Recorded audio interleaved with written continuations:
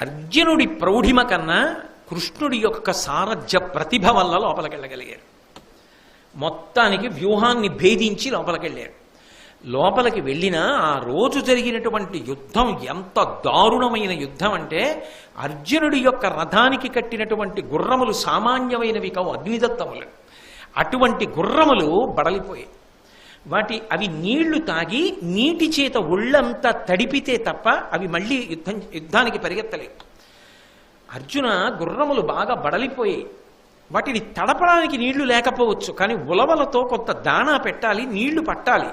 నీరెక్కడైనా దొరికేటట్టు చేయగలవా అన్నాడు కృష్ణుడు. అంటే ఉత్సాహాన్ని పరిశీలించాడు. ఎలా ఉన్నాడో చూద్దాం, మరి ద్రోణుణ్ణి దాటేటప్పటికే సమయం పట్టేసింది కదా. బావా బెంగపెట్టుకోకు అని దివ్యాస్త్ర ప్రయోగం చేసి వెంటనే అక్కడో సరోవరాన్ని ఏర్పాటు చేశాడు. రథాన్ని ఆపి గుర్రాల్ని విప్పి